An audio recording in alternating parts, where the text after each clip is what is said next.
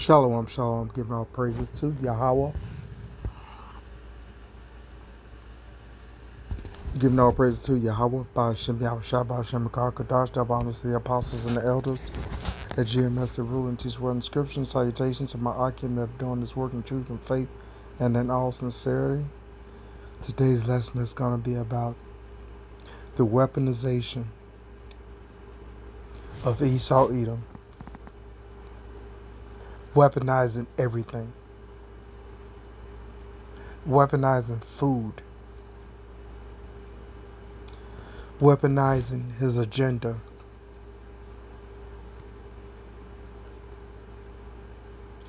Weaponizing society. Weaponizing the Israelite woman.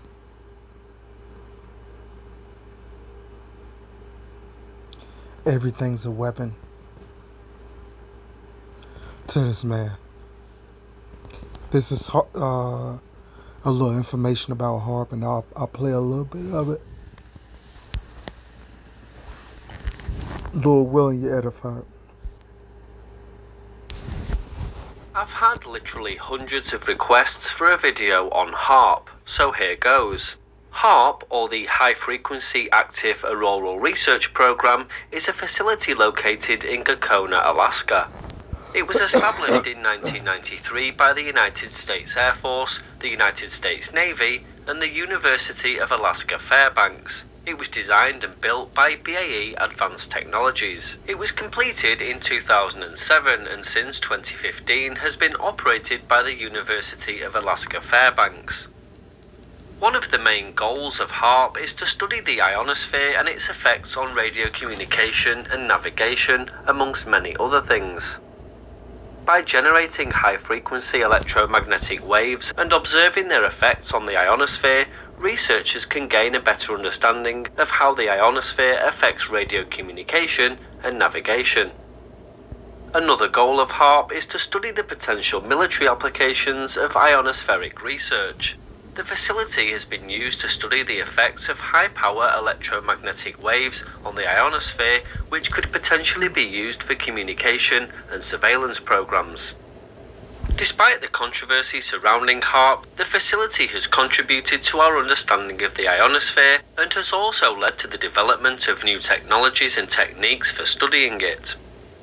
The ionosphere is a layer of the Earth's atmosphere that extends from about 60 kilometers to 1,000 kilometers above the surface. It's ionized by solar radiation and contains a high proportion of free electrons, which influence radio propagation. It's very difficult to measure. Balloons can't reach it because the air is too thin, and satellites can't orbit there because the air is too thick. One of the most significant discoveries made by HARP is the phenomenon of ionospheric heating. By directing high-frequency electromagnetic waves towards the ionosphere, researchers can heat it to create artificial auroras. This has led to new insights into the behavior of the ionosphere and its effects on radio communication and navigation, such as GPS. Another important application of HARP is the study of space weather. The ionosphere is affected by solar activity such as solar flares and coronal mass ejections. In addition to its scientific research, HARP has also been used for public outreach and education. The facility has hosted tours and educational programs and still does today. The facility consists of a series of high-power radio transmitters and antennas which are used to generate high-frequency electromagnetic waves that are directed towards the ionosphere. The main instrument at HARP is the Ionospheric Research Instrument, or IRI.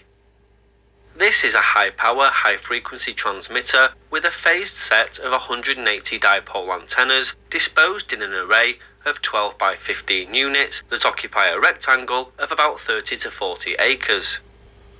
The IRI is used to temporarily energize a small portion of the ionosphere. When a high-frequency current is applied to the dipole, it generates an So basically, this man has got the intelligence and the information to build a weather manipulating machine. So we don't get out of here quickly, no flesh should be saved. Okay? And this is towards the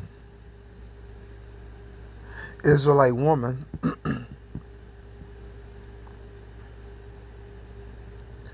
Basically, the Negro woman, start with the Negro woman all the way to the Mexican woman. All are out of order, and a lot of that has to do with Esau Edom weaponizing the Israelite woman. This is Deuteronomy chapter 28, verse 56, and it reads, "The tender and delicate woman among you," so like it, give me one. "The tender and delicate woman among you, which will not venture to set the sole of her foot upon the ground of her delicateness and tenderness, her eyes shall be evil toward the husband of her bosom, and toward her son, and toward her daughter." So with that being said, no, not too many women out here are in order, and majority will be put to death. Thus saith the scriptures. Like I say, if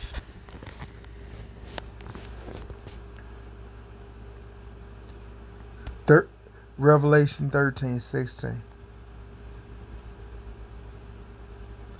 he calls us all, both small and great, rich and poor, free and bond, to receive a mark either in the right hand or the forehead. Okay? And roughly paraphrasing, save he that had the mark.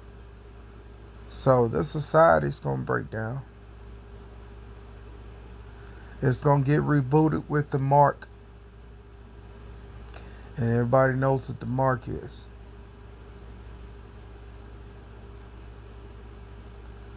It's got to get rebooted with the mark. Okay? And I speak as a man because I don't know exactly the order in which all the events are going to go down. But I believe that Jacob's trouble is going to go down first before the implementing the CHIP. I believe that wholeheartedly. I believe the society is going to break down first before they introduce that chip, because they have to do it in a crisis event. They use the crisis events to establish their agenda. And so since the Israelite woman has been sabotaged,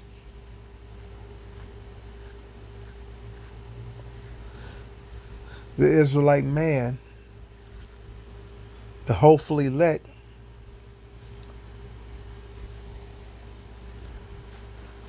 are going to continue to praise the name of Yahweh B'Shem Yahushai. Continue to stay loyal to Yahweh B'Shem Yahushai, and to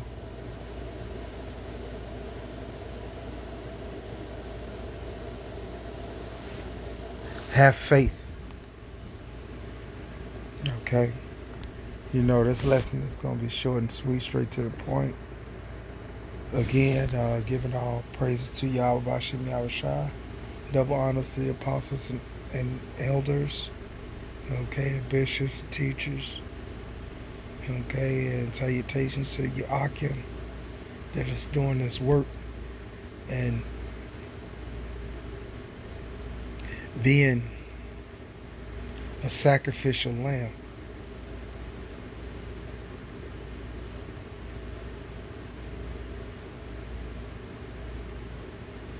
so that we may be joined once again to the Father, Yahweh, through the Son, Yahweh Shai. And with that,